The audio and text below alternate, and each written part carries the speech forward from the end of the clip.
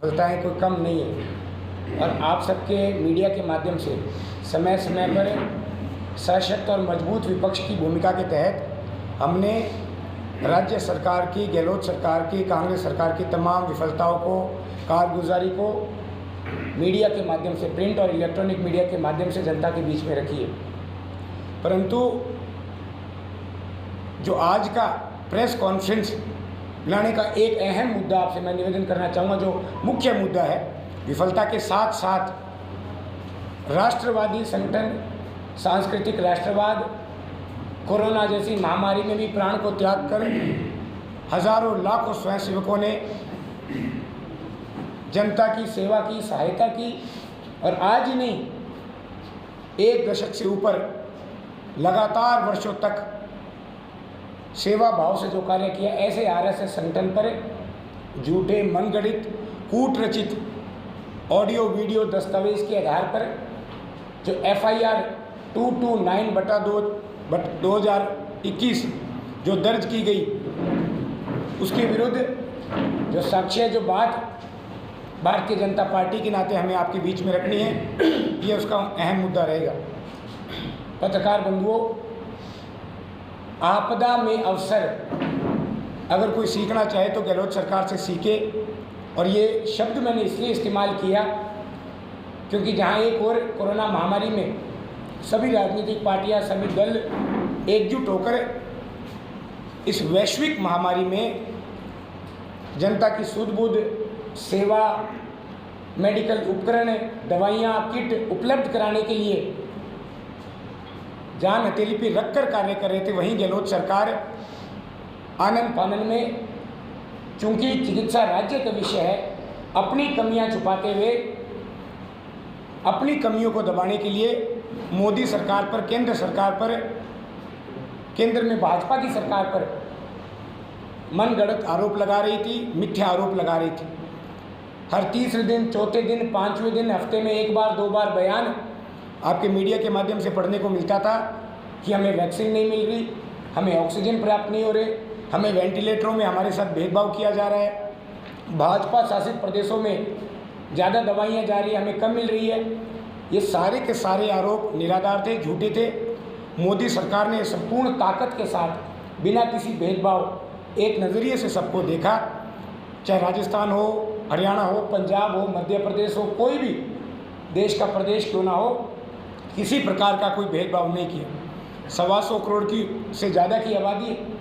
कई बार इस प्रकार की वैश्विक महामारी जो दूसरी लहर के रूप में हमारे बीच में आई, सामग्री पहुंचाने में जिन चीज़ों की शॉर्टेज थी, उनको विदेशों से मंगाने में समय ज़रूर लग जाता है, परंतु यह कहना कि हमें उपलब्ध नहीं कराई और राजस्थान को मरने के लिए छोड़ दिया, ऐसे हल्के शब्द कांग्रेस सरकार के सुनने को मिले। PM केयर फंड में 1500 वेंटिलेटर जनवरी माह में इस लहर से बहुत पहले केंद्र सरकार ने भेज दिए। आपके अखबारों के माध्यम से पता चला, कहीं प्राइवेट हॉस्पिटल में दे दिए, भरतपुर में कहीं नकारा पड़े हैं, उनको चलाने के लिए इनके पास टेक्नीशियन नहीं है, और आरोप लगाया कि हमारे पास वेंटिलेटर नहीं है। 201 करोड़ रुपए ऑन रिकॉर्ड केंद्र सरकार ने ऑक्सीजन प्लांट और ऑक्सीजन के क्रय करने के लिए दिए। उसके बावजूद गहलोत सरकार ने कहा कि एक फूटी कौड़ी हमें ऑक्सीजन के लिए नहीं मिली। लगभग 21-22 मार्च के आसपास रात्रिकालीन कर्फ्यू लागू हो चुका था और आपको जानकर हैरानी होगी भी, जिस रेमडेसिविर इंजेक्शन की मारामारी चल रही थी, ब्लैक चल रही थी, उसको रोकने में नाकामयाब गहलोत सरकार के चिकित्सा मंत्री ने 23,000 रेमडेसिविर इंजेक्शन पंजाब भेज दिए। इससे बड़ी घोर लापरवाही हो नहीं सकती साथियों।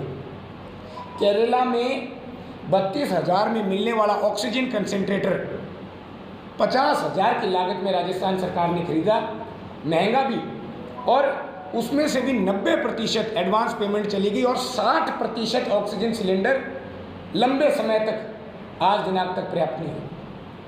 इतनी ढिलाई, इतनी कमजोरी राज्य सरकार की, जिम्मा मत्थे मरना चाहते हैं केंद्र सरकार के। इन सभी के अलावा साथियों, बाल तस्करी, भ्रष्टाचार, इसमें राजस्थान आज नंबर 1 पर है। महिलाओं और दलितों के अत्याचार पे दूसरे और तीसरे स्थान पर है। और बड़ी अचरज की बात है कि 2.5 महीने के लॉकडाउन में भी 35% से ऊपर रेप की घटनाएं बढ़ी है। लॉकडाउन में भी कानून व्यवस्था पूर्ण रूप से चरमरा गई। शिक्षा व्यवस्था के प्रदेश अध्यक्ष और हमारे शिक्षा मंत्री आए दिन एग्ज़ाम को लेकर कंफ्यूज रहते हैं। कोई ठोस रणनीति अभी तक नहीं मिल पाई, कब एग्ज़ाम होंगे नहीं होंगे। LDC, SI, RAS, स्कूल व्याख्याता, तमाम भर्तियाँ इनके ढीलेपन की वजह से लटकी पड़ी है। 8-8, 10-10 महीने तक मुख्यमंत्री कार्यालय के ताले लगे हैं। अब 2 महीने 3 महीने और वो विधायकों से, जनता से नहीं मिलेंगे। मैं समझता हूँ कि कोरोना की महामारी की कुछ गाइडलाइंस है, उसकी पालना करनी चाहिए, परंतु 6-6, 8-8 महीने तक जनता से दूरी बनाए रखना ये कहाँ का न्याय है।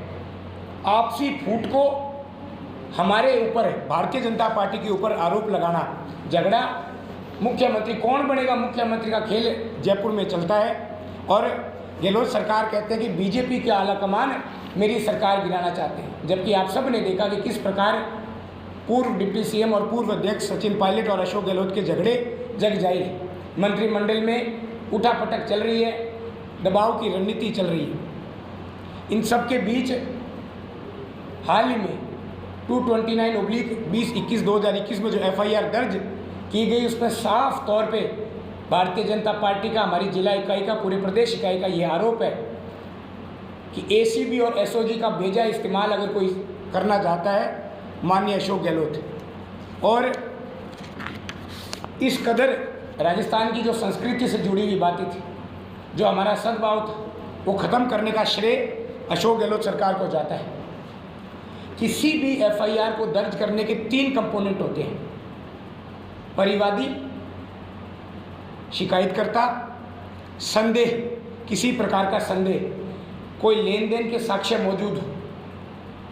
एक भी कंपोनेंट FIR का नहीं है, उसके बावजूद FIR दर्ज की गई। केवल और केवल गहलोत सरकार दिल्ली में बैठे अपने आलाकमान को इसलिए खुश करना चाहता है क्योंकि आपने पहले भी देखा है, राहुल गांधी के तो अक्सर बयान आते हैं कि RSS संगठन जो है धर्म के नाम पे राजनीति कर रही है, लोगों को लड़ा रही है, RSS संगठन को बंद कर देना चाहिए। हमेशा से कांग्रेस ने RSS का विरोध किया, और जब गहलोत सरकार को ये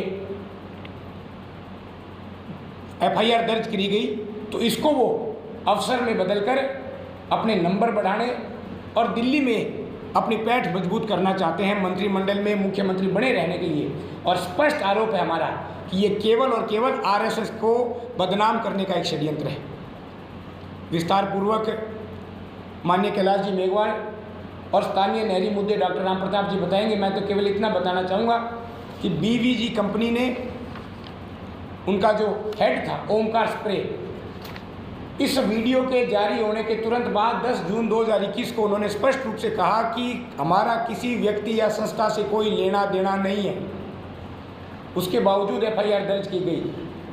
सामान्य प्रैक्टिस में स्टेट FSL की रिपोर्ट को केंद्रीय FSL में भेजा जाता है, इन्होंने तेलंगाना भेजकर और मनगढ़ंत रिपोर्ट तैयार करके FIR दर्ज करना चाहते हैं। हम आपके मीडिया के माध्यम से स्पष्ट रूप से, चाहे विपक्ष में हो, हम सरकार से डरने वाले नहीं हैं, दबने वाले नहीं हैं। और RSS जैसे संगठन को अगर राज्य सरकार बदनाम करना चाहेगी तो आज ये प्रेस कॉन्फ्रेंस है, आने वाले समय में जिला के मुखिया बैठे हैं, हमें किसी प्रकार की, विधानसभा के हमारे विधायक बैठे, विधानसभा के अंदर और बाहर सरकार से लोहा लेना पड़ा, लड़ना पड़ा, तो हम दबने वाले नहीं हैं। परंतु इस प्रकार की गंदी और ओछी राजनीति RSS के विरुद्ध किसी भी कीमत पर बर्दाश्त नहीं की जाएगी।